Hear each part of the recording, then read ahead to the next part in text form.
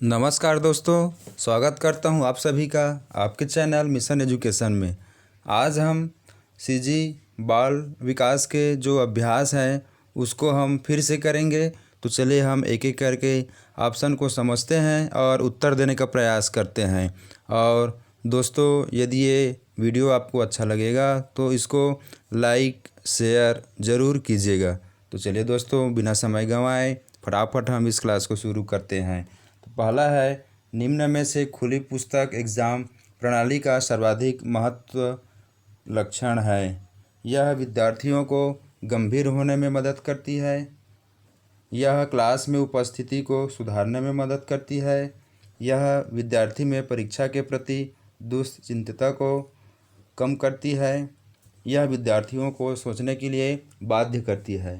तो दोस्तों, यह जो क्वेश्चन निम्न में से खुली पुस्तक प्रणाली एग्ज़ाम का सर्वाधिक महत्वपूर्ण लक्षण क्या है, तो इसका आंसर हो जाएगा यह विद्यार्थियों को सोचने के लिए बाध्य करती है।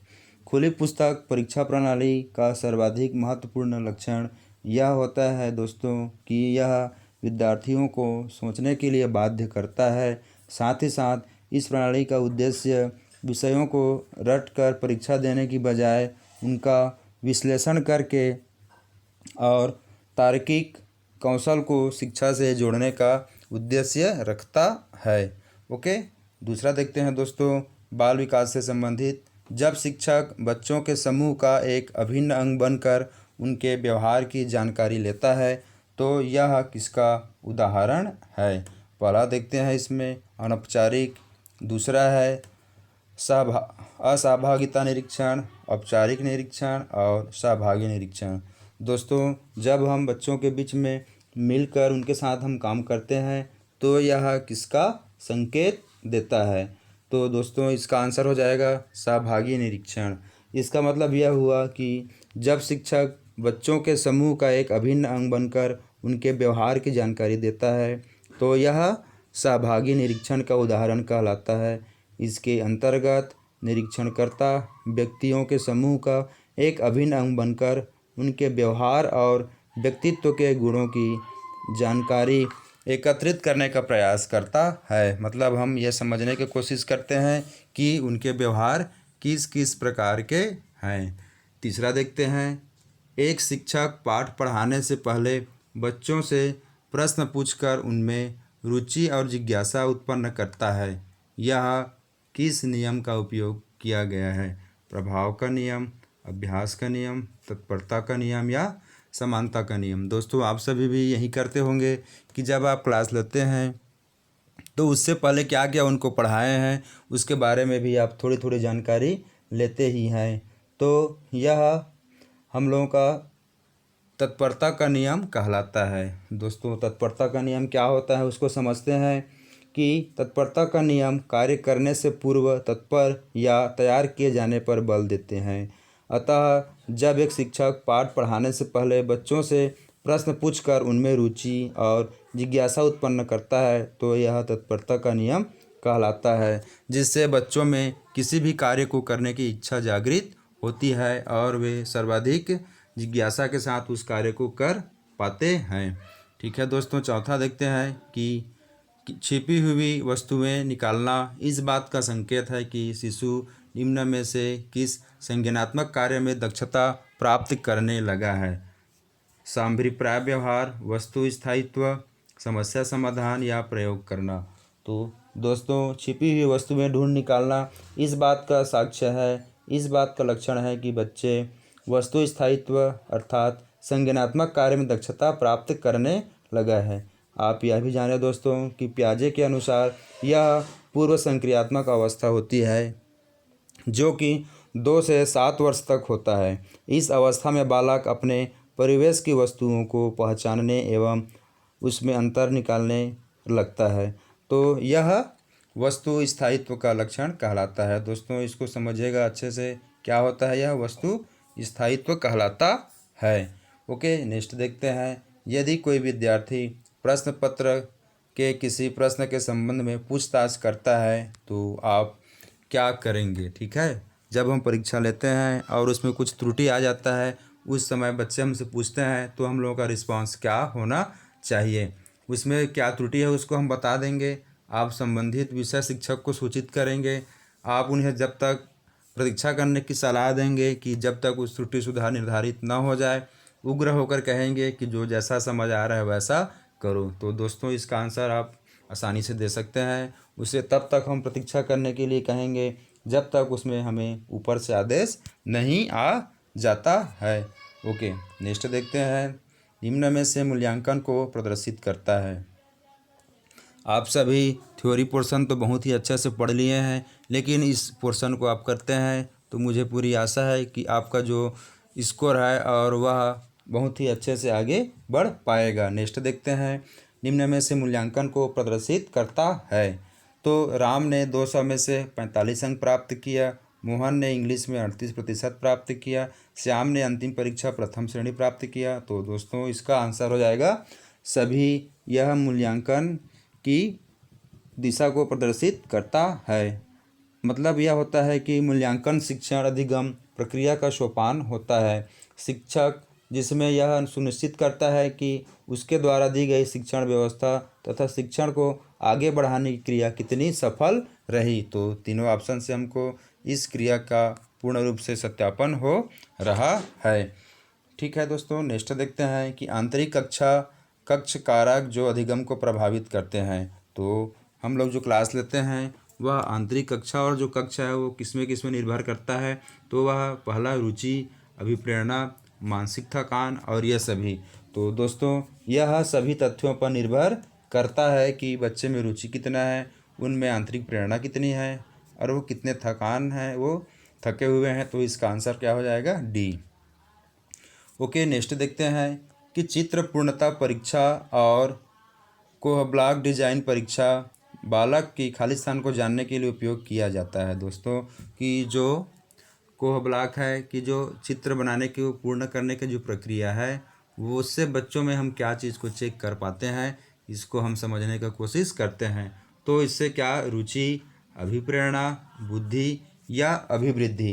तो इसमें से जो हम लोगों को कोह ब्लॉक डिजाइन परीक्षा बालक के बुद्धि को जानने के लिए उपयोग किया जाता है। बुद्धि एक समुच्चय या सार्वजनिक क्षमता है जिसके माध्यम से बच्चे की बुद्धि की जानकारी हो पाती है। तो इसका आंसर क्या हो जाएगा दोस्तों?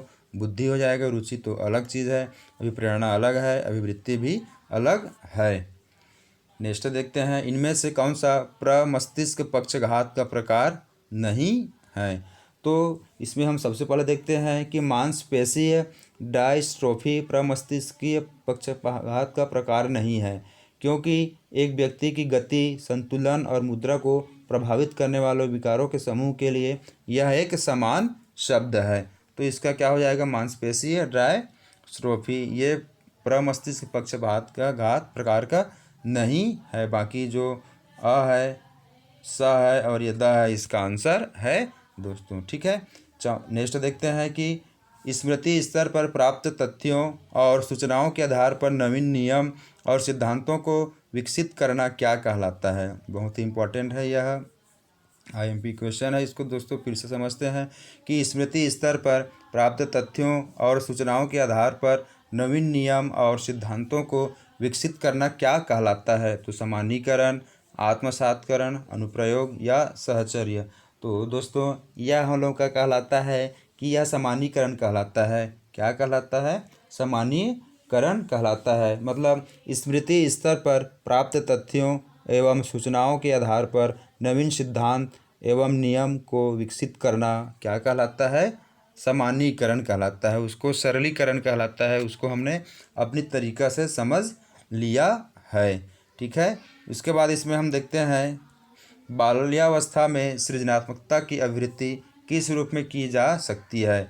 नाटकीय खेल के द्वारा, रचनात्मक खेल के द्वारा, हास्य भाव के द्वारा और ये सभी के द्वारा। तो दोस्तों इसमें ये चारों ऑप्शन बिल्कुल सही है। बाल्यावस्था में सृजनशील की अभिवृद्धि हम नाटकीय खेल के द्वारा भी जान सकते हैं, रचनात्मक खेल के द्वारा भी जान सकते हैं और हास्य भाव के द्वारा तो बिल्कुल ही हम जान सकते हैं। ठीक है दोस्तों, नेक्स्ट देखते हैं। इसमें भूख और प्यास क्या कहलाता है। ठीक है दोस्तों, तो जो भूख और प्यास है वो व्यक्तिगत प्रेरक है, ठीक है, या जन्मजात प्रेरक है कि सामाजिक प्रेरक है कि ये अर्जित प्रेरक है। तो दोस्तों जो भूख और प्यास होता है यह जन्मजात प्रेरक होता है, ठीक है, और यह जैविक तथा शारीरिक प्रेरक भी कहलाता है। क्या कहलाता है? जन्मजात प्रेरक व्यक्ति में जन्म से ही पाया जाता है, ठीक है, और यह शारीरिक प्रेरक के साथ साथ जैविक प्रेरक भी कहलाता है। तो मतलब जो हमको ये पहले से ही ये खुद से रहता है। वर्तमान समय में शिक्षा का सबसे उपयुक्त उपागम कौन सा है? ठीक है दोस्तों, अभी जो हम शिक्षा पढ़ा रहे हैं उसमें सबसे बेस्ट क्या है? व्यवहारवादी, सृजनात्मकता उपागम, संरचनात्मकता उपागम, मानवतावादी उपागम। तो दोस्तों बताइए कि इसमें से सबसे अभी उचित कौन सा है? तो इसमें क्या हो सकता है कि यह व्यवहारवादी है कि सृजन। तो जो बच्चों में हम सृजनशील उनकी जो उनमें जो प्रतिस्पर्धा जीवन शैली में जो उनको सृजनशील बनाते हैं ये ज़्यादा इम्पॉर्टेंट है, ताकि उनमें सोचने की क्षमता का विकास हो सके, वे खुद निर्णय ले सकें, ये इसलिए ज़्यादा उपयुक्त है। यदि ये सब आ जाता है तो उनमें व्यवहारवादी विचारधारा, मानवतावादी उपागम सारे खुद स्वतः ही आने लगते हैं। ठीक है दोस्तों, उसके बाद देखते हैं कि स्कूल में अधिकतर शिक्षकों में अपने छात्रों के लिए किसका सर्वाधिक अभाव पाया जाता है? तो देखते हैं स्नेह, क्रोध, दोषारोपण या घृणा। तो दोस्तों इसमें से सबसे ज़्यादा किसका अभाव पाया जाता है? घृणा का। स्कूलों में अधिकतर शिक्षकों में अपने छात्रों के लिए घृणा की भावना बहुत ही कम पाई जाती है। स्नेह होना बहुत ज़रूरी है, तभी हम पढ़ा पाएंगे। क्रोध थोड़ा थोड़ा करना ज़रूरी है। दोषारोपण भी ठीक है, लेकिन ये घृणा बिल्कुल नहीं होना चाहिए। बच्चे जो कुछ गलती किए रहते हैं तो वो एक दूसरे का दोषारोपण भी करते हैं। ओके, लास्ट क्वेश्चन देखते हैं। कक्षा में शिक्षक व विद्यार्थी के मध्य संप्रेषण कैसे होना चाहिए? दोस्तों इसका मतलब यह हुआ कि शिक्षक और विद्यार्थी के मध्य विचारों का आदान प्रदान कैसे होना चाहिए। तो इसके लिए क्या है कि कक्षा में शिक्षक व विद्यार्थियों के मध्य संप्रेषण उद्देश्य केंद्रित होना चाहिए, जिससे कि पढ़ाई किया जा सके, विषय वस्तु का अधिकाधिक स्पष्टीकरण हो सके। मतलब जो हम लोग बच्चों से बात करते हैं वो हमारे जो विषय से संबंधित है, उद्देश्य से संबंधित है, उससे ज़्यादा होना चाहिए। ठीक है दोस्तों, ये वीडियो आपको बहुत अच्छा लगा होगा तो इसको सब्सक्राइब ज़रूर कीजिएगा, इसको लाइक भी कीजिएगा, ठीक है, और शेयर भी कीजिएगा दोस्तों।